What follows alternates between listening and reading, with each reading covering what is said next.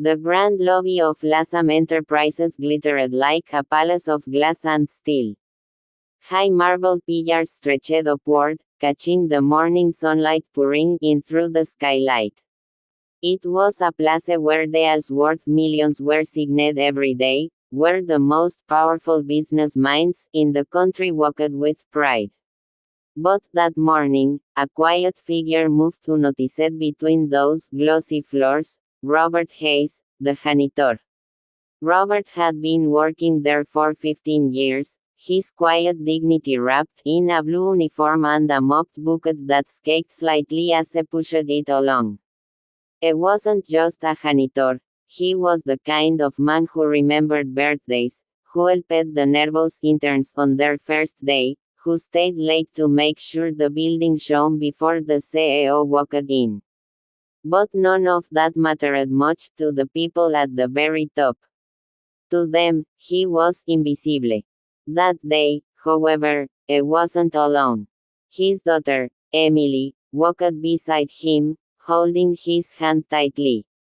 She was just 12, with big brown eyes and a SHY smile, but there was a wisdom in her gaze, the kind that comes from hardship. Emily's mother had passed away years ago, and Robert was doing his best to raise her while working long hours. It was summer break, and since he couldn't afford a babysitter, Emily sometimes came with him to the office, quietly sitting in the corner reading books while he worked. As they stepped into the gleaming lobby, Emily whispered, "Dad, it's so beautiful here."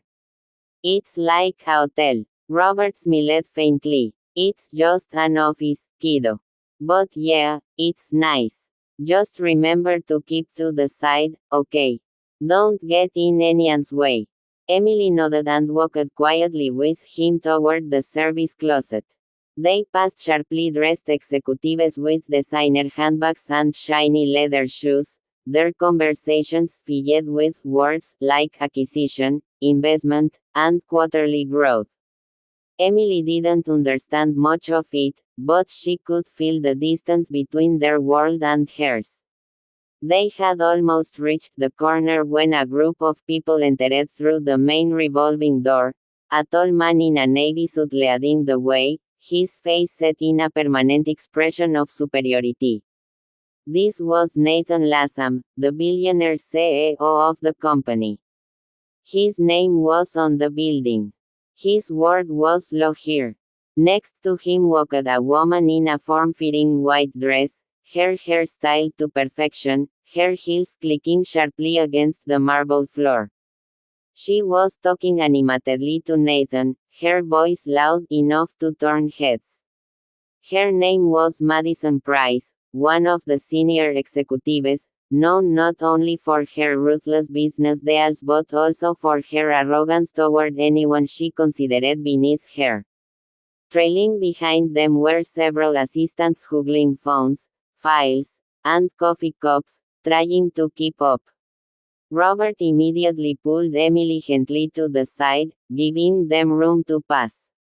But Madison's sharp eyes caught sight of the young girl. "What's this?" she said loudly, her gaze dropping to Emily. "We have children wandering around the lobby now." "She's with me, ma'am," Robert said politely, keeping his tone respectful. "Just here for a little while until I finish my shift." Madison's perfectly shaped eyebrow arched. "Your shift? Ah, you're the janitor. Of course." She let out a short, amused laugh and turned to Nathan. "Isn't this adorable? Bring your daughter to work day for the cleaning staff." Nathan didn't smile, but he didn't stop her either. Emily lowered her eyes, her cheeks flushing. She wasn't used to being spoken to like that, not by strangers in expensive clothes. Madison was holding a large cup of soda from the cafe across the street, condensation beading on its sides. She looked at Emily again, tilting her head slightly. "You like soda, little girl?" she asked, suddenly, her voice dripping with mock sweetness. Emily hesitated, unsure if it was a trick. I guess. Good, Madison said, and before Robert could react, she tipped the cup forward. Cold, sticky liquid poured down the front of Emily's dress, splashing across her face, dripping into her hair.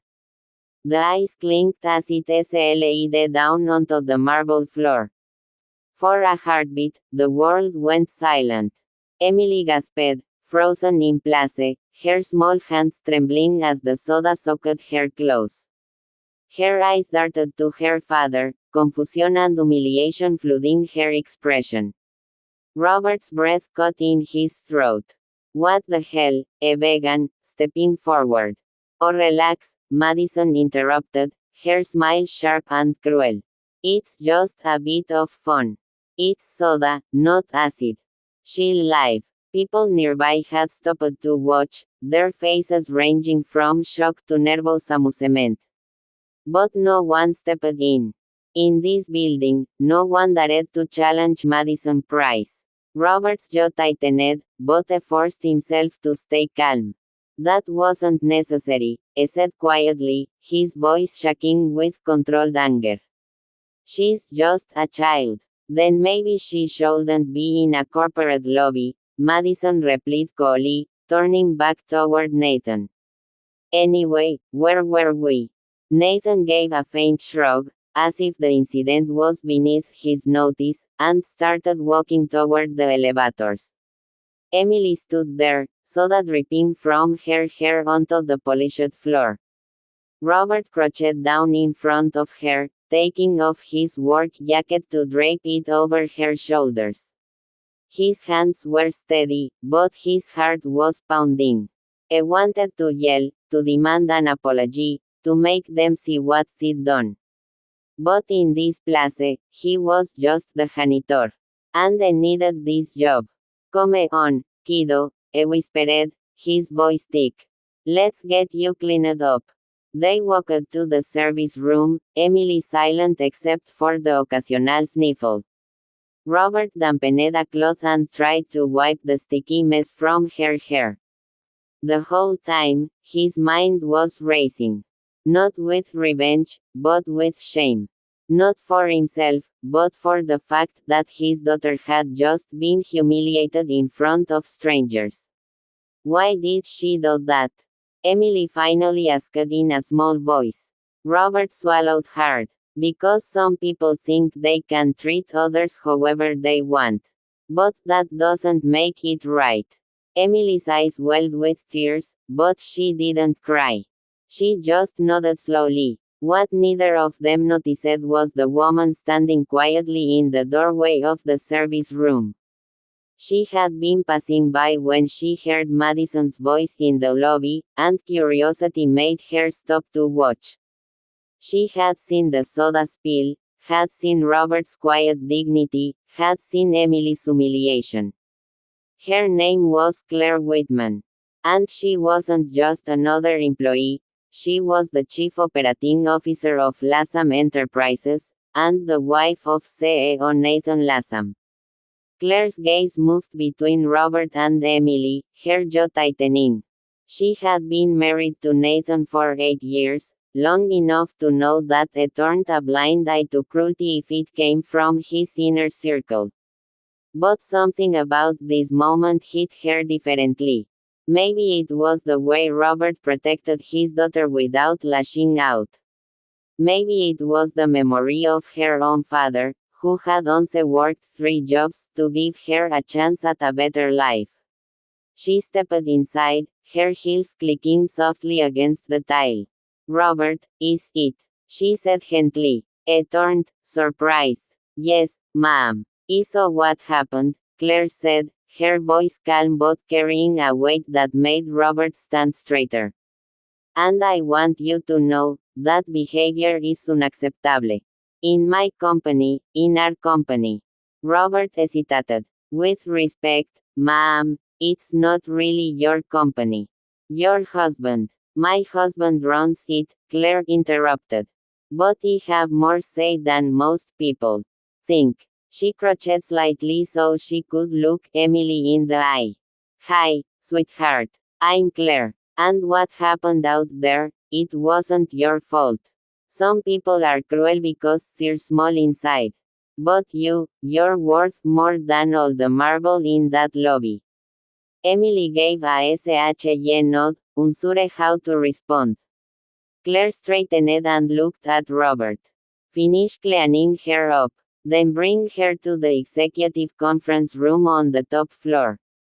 I'll handle the rest. Before Robert could ask what she meant, Claire turned and walked out, her stride sharp and purposeful. Upstairs, Nathan was reviewing a report with Madison at his side, her tone smug as ever. She didn't know that in just a few minutes, the woman she least expected to challenge her was going to walk into that room, and turn the entire power structure of Lassam Enterprises upside down.